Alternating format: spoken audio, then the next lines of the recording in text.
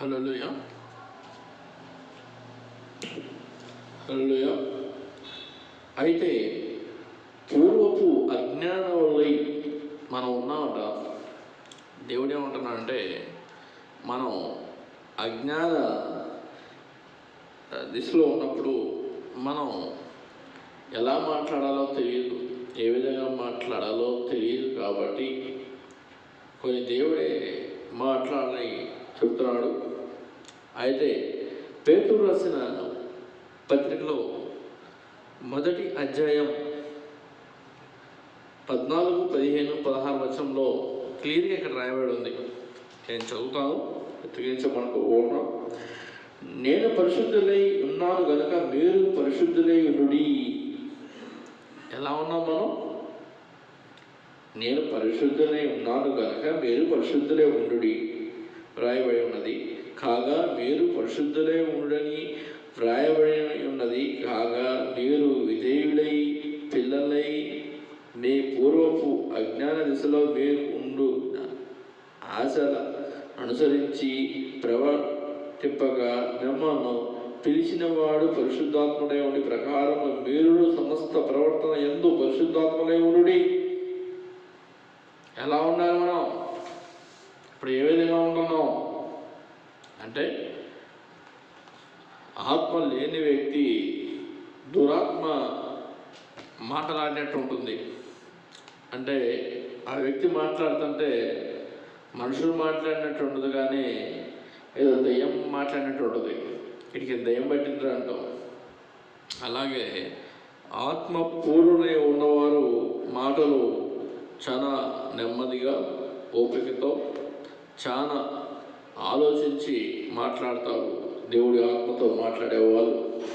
అంటే మనం మన హృదయాన్ని ఎవరికి ఇవ్వాలి? దేవుడికి ఇవ్వాలి.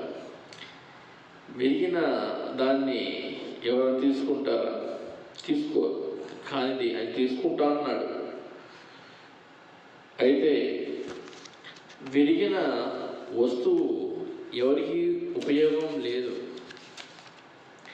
కానీ ఆయన అంటాడు, విరిగిన ఏం చేసినా కానీ విరిగిన మనసు నాకెంతో ఇష్టం.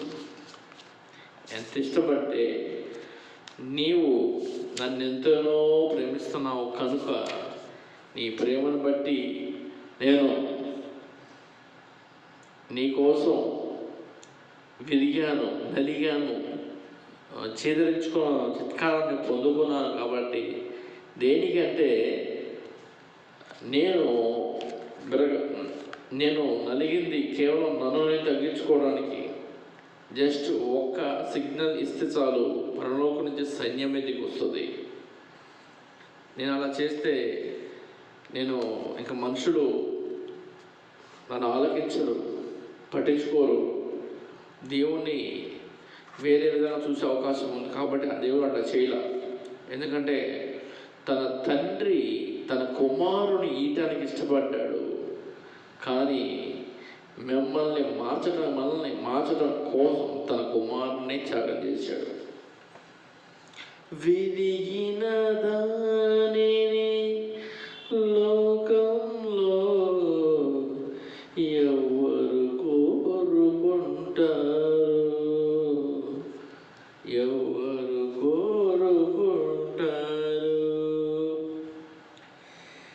విరిగిన మనసుని వాడుకునే నీతో ఎవరు సరిరారు? దీనులమో హీనులమో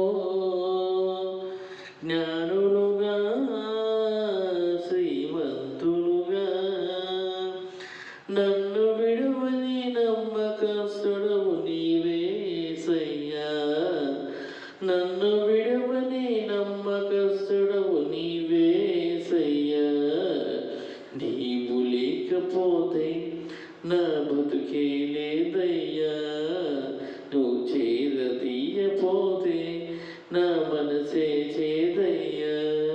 విరిగిన దానిని లోకంలో ఎవ్వరు కోరుకుంటారు? విరిగిన మనసును వాడుకునే నీతో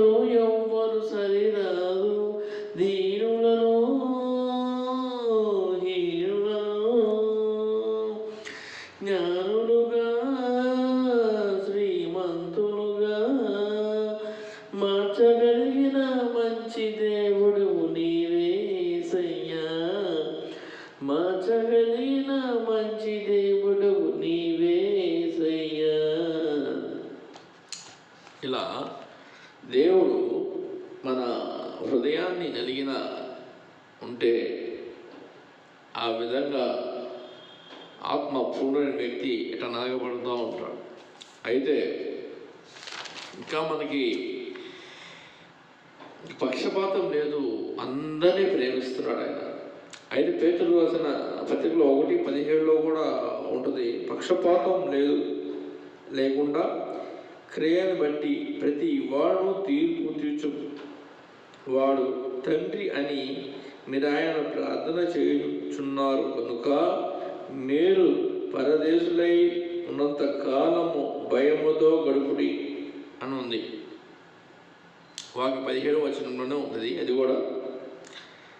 ఎందుకంటే మనం దేవుని యందు భయముతో ఉండాలి.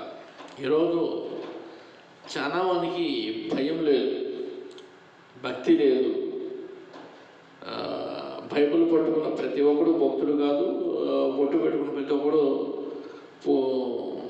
భక్తుడు కాదు, భక్తురాలు ఎవరు వెలిగి నలిగిన ఎలాగైతే అవుతారో వాళ్ళు భక్తులు అవుతారు. వెనకుండా ఉండే వ్యక్తులు భక్తిహీనులు అని చెప్పింది బైబిల్.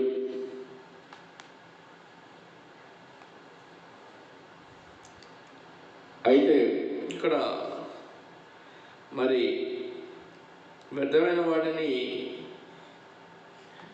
దేవుడు విరిచేస్తూ ఉంటాడు. ఏ విధంగా అంటే మన ఆలోచనని, మన ప్రవర్తనని కొన్ని విషయాల్లో కొట్టపడితేనే, భూమి దున్నపడితేనే పంట ఇత్తనం వేసినప్పుడు పండుతుంది. ఆకాశము చీలితేనే వర్షం వస్తుంది.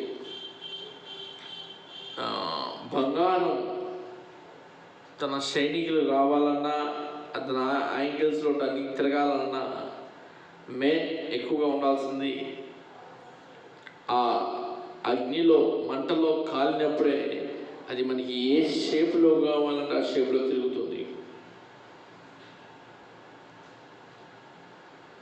అందుకనే ఆ పాట కూడా చాలా అద్భుతమైన పాట.